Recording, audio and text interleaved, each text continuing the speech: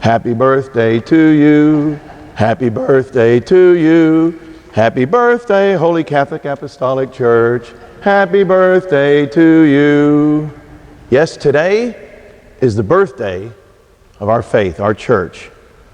Pentecost, with the infusion of the Holy Spirit, began the disciples' journey to form the church as we know it today.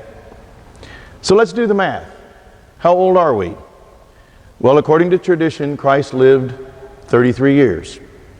And assuming he was born at 0, whether that's true or not, this is 2019, take 33 away, and we're 1,986 years old.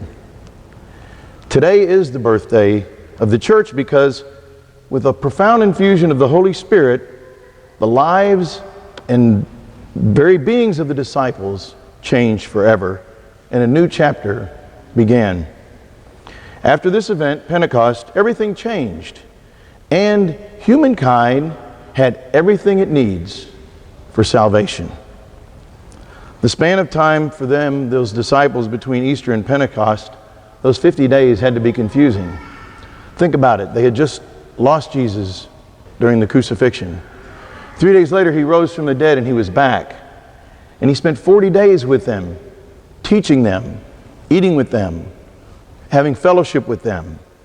And they thought, this is great, he's back. And then, as we heard last week at the Ascension, he left them. So these 10 days had to be confusing, to say the least. But if you remember last week, the disciples even asked Jesus, they said, Lord, at this time, are you going to restore the kingdom of Israel? They were looking for the answers. They were trying to figure out what this was all about. And they were confused. And don't we do the same thing? In our lives, each of us in our journey through this life to the next. How many times do we find ourselves asking God, so what are you going to do now? Are you answering my prayers? Show me the way. These questions are many times on my mind, and I'm sure on yours as well. I can even simplify them by really the question is just, God, what's next? So let's go back to the events of Pentecost for some of these lessons and maybe the answers. The Holy Spirit is that promised gift that opens this new chapter. Jesus had to leave for the Spirit to come. So it moved the disciples to begin to live the life of the church. After the Holy Spirit came in Pentecost, the disciples were strong, they were confident, they were unafraid, and they were determined. And how did this happen? They flipped the switch and they allowed the Spirit to lead them. You see, I think the Holy Spirit is the answer to that question, what's next? For them and for us. As they embraced those gifts, they found the way to more confidently move forward with the Great Commission to take the good news to the ends of the earth. They evangelized and formed our church. We're called to do the same thing. But how? How do we do that? Personally, I think this requires a change in each one of our hearts to slow down the pace of our lives and make the time to live more in the present moment and be able to see and feel and experience the Holy Spirit. So much of my time, and perhaps yours too, is spent looking forward to the future, making plans for future events, plans at work, plans with our family, plans in our parish. We're always looking and pushing ourselves forward to what's coming up and what's next. And our world is full of these kinds of long-term projects. But what's more important is how we can learn to spend our time and experience the present, to live in the moment. Sometimes when I've been able to feel like I've captured this, I recognize and I can see the Holy Spirit and His presence and His movements in my life. When we slow down our lives, it gives the Spirit the time and the room to reach us. How often have we maybe been able to look back maybe a year or two ago at events that have happened in our lives and we say, you know what? Now I see what God meant. Now I feel and see the footprints of the Holy Spirit a year ago when that happened. And to see this, we've got to allow ourselves the time to ponder, and more importantly, to pray about these events in our lives. And when we're able to do this more often, maybe looking back is not so far. Maybe we can look back to a month ago and something that happened in our lives where we know God was at work and the Spirit was in our life. Maybe it becomes only a week ago that we realize the movements of the Spirit, or maybe just a day ago. And if we can keep compressing that time, maybe we can even realize what the Spirit is doing for me today. And right in that moment, right there, to thank God and offer thanks for His presence in my life. That's what St. Paul is referring to when he tells us to hope for what we do not see. When we can slow down, then that hope becomes a reality, and we do see. But we are also told by Paul that that takes endurance. Every day can become an opportunity to keep ourselves attuned in the moment, to feel and see the Holy Spirit.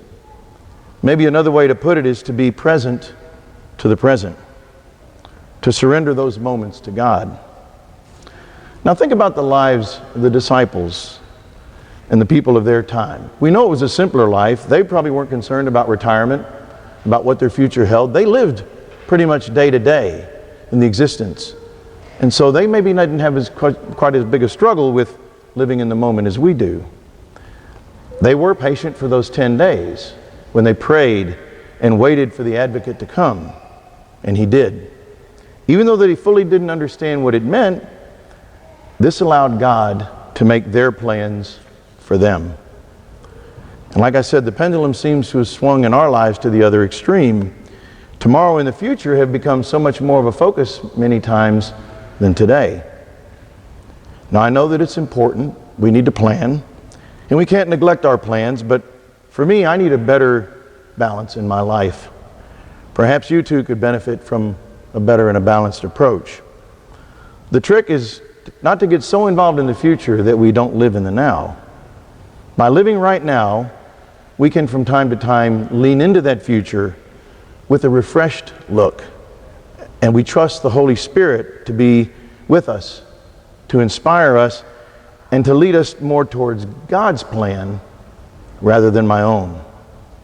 If we align our goals and our will with God's plan, then we find that true peace that He promises and only He can give us. Now with every birthday there's gifts, and the same is true for this one, the birthday of our church.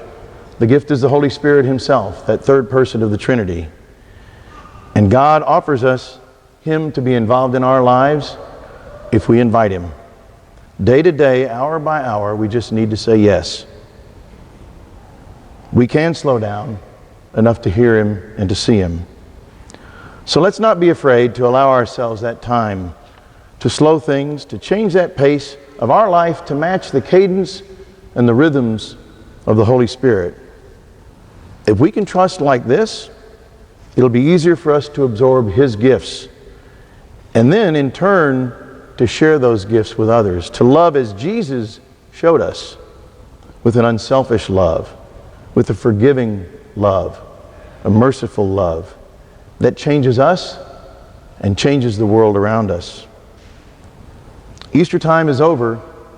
We're now entering what we call ordinary time, right? But with this kind of Holy Spirit guiding and leading us, let's make this an extraordinary time as we move along to become those disciples and keep evangelizing the world and the church around us alive and well for another 2,000 years.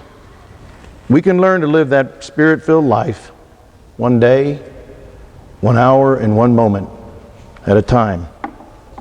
Happy birthday, church.